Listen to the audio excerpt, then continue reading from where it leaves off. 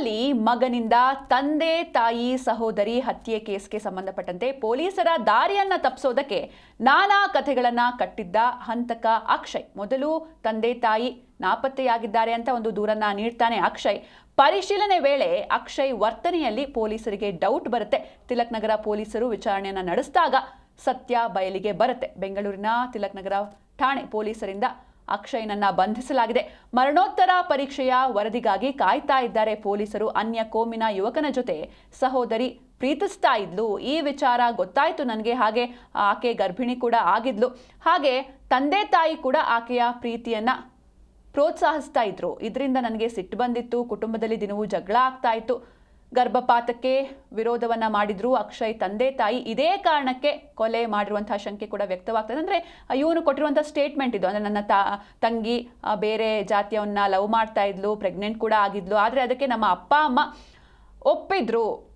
ಹೀಗಾಗಿ ಇದೇ ವಿಷಯಕ್ಕೆ ಗಲಾಟೆಯಾಗಿ ನಾನು ಅವರ 3 ಜನನು ಕೂಡ ಕೊಲೆ ಮಾಡಿದ್ದೀನಿ ಅಂತ ಆತ ಹೇಳ್ತಾನೆ. ಆದ್ರೆ ಇನ್ನೊಂದು ಕಡೆ FD ಹಣಕ್ಕಾಗಿಯೂ ಕೂಡ ಕೊಲೆ ಮಾಡಿದ್ದಾನೆ ಎನ್ನುವಂಥ ವದಂತಿಗಳು ಕೇಳಿ ಬರ್ತಾ ಇದೆ. ಏನೋ 1 ಕೋಟಿ FD ಹಣ ಇರುತ್ತೆ ಅವರ ಅಪ್ಪನ ಹೆಸರಲ್ಲಿ. ಹೀಗಾಗಿ ಈ ಹಣವನ್ನ ನೀಡಬೇಕು ಅಂತ ಈತ ಯಾವಾಗಲೂ ಪೀಡಿಸ್ತಾ ಇದ್ದಂತೆ.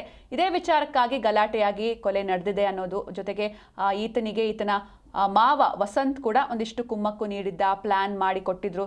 ಈ ರೀತಿ ಸಾಕಷ್ಟು ವಿಚಾರಗಳು ಅಥವಾ ವದಂತಿಗಳು ಹರಡ್ತಾ ಇದೆ. ಆದರೆ ಕೊಲೆ ಮಾಡೋದಕ್ಕೆ ನಿಖರ ಕಾರಣಗಳು ಇನ್ನಷ್ಟೇ ತನಿಖೆಯಿಂದ ಗೊತ್ತಾಗಬೇಕಾಗಿದೆ. ಮರಣೋತ್ತರ ಪರೀಕ್ಷೆಯ ವರದಿಗಾಗಿ ಪೊಲೀಸರು ಕಾಯ್ತಾ ಇದ್ದಾರೆ. ಜನವರಿ 26ರಂದು ಈ ಒಂದು ತ್ರಿವಳಿ ಕೊಲೆ ನಡೆಯುತ್ತೆ. ತಂದೆ ಭೀಮರಾಜ್, ತಾಯಿ ಜಯಲಕ್ಷ್ಮಿ ಹಾಗೂ ಸಹೋದರಿ ಅಮೃತಾಳನ್ನ ಕೊಲೆ ಮಾಡಿ ಈತ ಬಾಡಿಗೆ ಮನೆಯಲ್ಲಿ ಹೂತು ಹಾಕಿರ್ತಾನೆ. ತದನಂತರದಲ್ಲಿ ಈತ ಅಲ್ಲಿಂದ ಬೆಂಗಳೂರಿಗೆ ಎಸ್ಕೇಪ್ ಆಗಿರ್ತಾನೆ. ಅಲ್ಲಿ ಹೋಗಿ ಪೊಲೀಸ್ ಸ್ಟೇಷನಲ್ಲಿ ಈತನೇ ಹೋಗಿ ಅಂದರೆ ತಿಲಕ್ ನಗರ ಠಾಣೆಗೆ ಹೋಗಿ ಈತನೇ ಒಂದು ಕಂಪ್ಲೇಂಟ್ ಕೊಡ್ತಾನೆ. ನಮ್ಮ ಅಪ್ಪ ಅಮ್ಮ ಹಾಗೆ ತಂಗಿ ಮಿಸ್ ಆಗಿದ್ದಾರೆ ಅಂತ ಕಂಪ್ಲೇಂಟ್ ಕೊಡ್ತಾನೆ. ಯಾವಾಗ ಪೊಲೀಸರು ಈತನನ್ನ ಪ್ರಶ್ನೆ ಮಾಡ್ತಾರೆ ಆಗ ಈತ ತಾನೇ ಕೊಲೆ ಮಾಡಿರೋದಾಗಿ ಒಪ್ಕೊಳ್ತಾನೆ. ತದನಂತರದಲ್ಲಿ ಆ ಡೆಡ್ ಬಾಡೀಸ್ ಎಲ್ಲಿದೆ ಅಂತ ಅವ್ರು ಕೇಳಿದಾಗ ಒಂದ್ಸಲ ಹೇಳ್ತಾನೆ, ಇಲ್ಲ ಸಂಡೂರಿನ ಯಾವುದೋ ಕಾಲುವೆ ಹತ್ರ ಎಸ್ತಿದ್ದೀನಿ ಅಂತ ಹೇಳ್ತಾನೆ. ತದನಂತರದಲ್ಲಿ ಈತ ಒಂದು ಶಾಕಿಂಗ್ ವಿಚಾರವನ್ನ ಹೇಳ್ತಾನೆ. ತನ್ನದೇ ಅಂದರೆ ತಾನು ವಾಸವಿದ್ದ ಬಾಡಿಗೆ ಮನೆಯಲ್ಲಿ ನಾನು ಅವ್ರನ್ನ ಹೂತು ಹಾಕಿದ್ದೇನೆ ಅಂತ ಹೇಳ್ತಾನೆ. ಆಮೇಲೆ ಈತನನ್ನ ಕರ್ಕೊಂಡು ಪೊಲೀಸರು ಕೊಟ್ಟೂರಿಗೆ ಬರ್ತಾರೆ ಬೆಂಗಳೂರಿನಿಂದ. ಇಲ್ಲಿ ಬಂದಾಗ ಅವನು ಒಂದು ಜಾಗವನ್ನು ಹೇಳ್ತಾನೆ, ಇಲ್ಲಿ ಹೂತು ಹಾಕಿದ್ದೀನಿ ಅಂತ. ಅಲ್ಲಿ ಓಪನ್ ಮಾಡಿ ನೋಡಿದಾಗ ಶವಗಳು ಇರುತ್ತೆ. ಅಂದರೆ ಇದರೊಳಗಡೆ ಒಂದೇ ಗುಂಡಿಯಲ್ಲಿ 3 ಜನರ ಶವವನ್ನು ಈತ ಹೂತು ಹಾಕಿರ್ತಾನೆ. ನೀವು ಕೂಡ ಆ ದೃಶ್ಯಗಳನ್ನ ನೋಡ್ತಾ ಇದ್ದೀರಾ.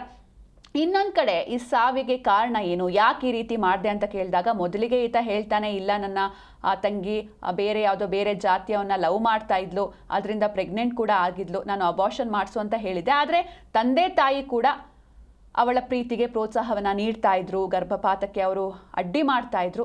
ಹೀಗಾಗಿ ನನಗೆ ಸಿಟ್ಟು ಬಂದಿತ್ತು. ಜೊತೆಗೆ ಮನೆಯಲ್ಲಿ ಅವಾಗವಾಗ ಇದೇ ವಿಚಾರಕ್ಕೆ ಜಗಳ ಆಗ್ತಾ ಇತ್ತು. ಹೀಗಾಗಿ ನಾನು 3 ಜನನ್ನು ಕೂಡ ಸಾಯಿಸಿದ್ದೀನಿ ಅಂತ ಆತ ಹೇಳಿದ್ದ. ಆದರೆ ಇನ್ನೊಂದು ಕಡೆ ದುಡ್ಡಿಗಾಗಿ ಈತ ಕೊಲೆ ಮಾಡಿದ್ದಾನೆ ಎನ್ನುವಂಥ ವದಂತಿ ಕೂಡ ಹರಿದಾಡ್ತಾ ಇದೆ.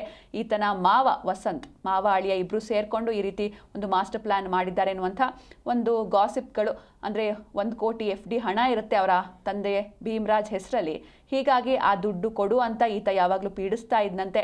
ಯಾವಾಗ ಈ ಒಂದು ಅವರ ಅಪ್ಪ ಕೂಡ ಬೇರೆ ಏನಕ್ಕಾದ್ರೂ ಖರ್ಚಿಗೆ ಆಗುತ್ತೆ ಅಂತ ಅದನ್ನು ಇಟ್ಕೊಂಡಿದ್ರು.